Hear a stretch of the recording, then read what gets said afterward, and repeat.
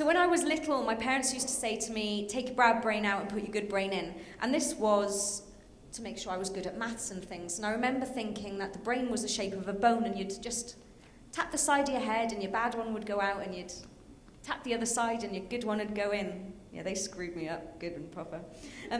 As I got older, I went to university and I guess put my good brain in because I passed. I then started a career and a family. That was about 3 years on. That's fine. I was very ill during my pregnancies. Physically, I had extreme morning sickness and was lighter giving birth than when I found out I was pregnant on both occasions.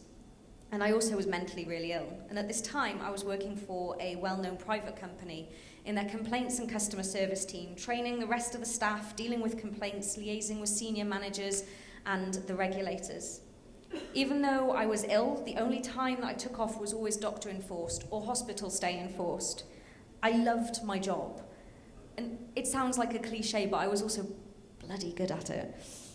Now I don't want to tell you that to make you think that I'm big-headed. I want you to know that because I was forced to go off. Even when I was on bed rest, I would go into work an extra day early. I got frustrated that when I needed space or a little bit of leeway, I was told to take maternity leave early, whereas the girl around the corner who had just felt queasy one day was given space, time, and took days off, left, right, and centre.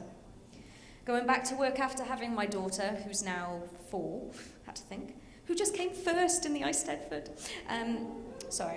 I knew I had a chemical imbalance in my brain, and my body could not produce enough serotonin. So to fix it, because it portrays it through depression, I personally take medication. I knew how it could affect me, and for the first time in my life, I truly felt like I knew how to be me. I went in and I actually told my manager because this was the right thing to do. I explained that I'm good, I'm on the correct meds, but there may be times I just need to have a moment. Don't we all? It's here people tend to say to me, you worked in a complaints team, for goodness sake, of course you were depressed. But I really loved what I was doing.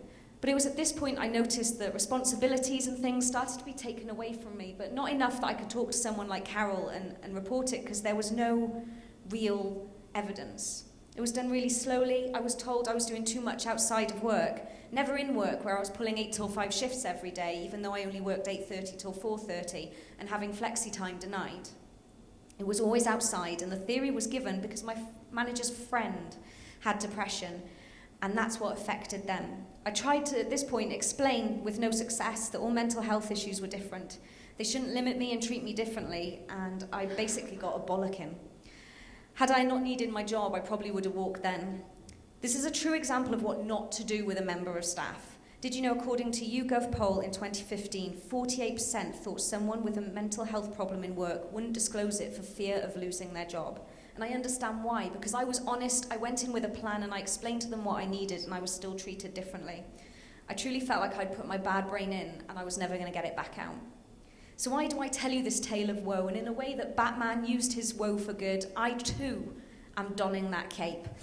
So, okay, I'm not going to wear an actual cape, might wear a mask.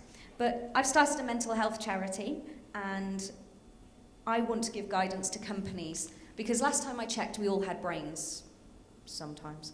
And that means that we all have mental health, because all mental health means is your brain. My 7-year-old understands this, and sometimes it makes me laugh that we don't. When you're diagnosed, you truly believe that you may not make anything of yourself because you can't. You're classed as faulty, damaged goods.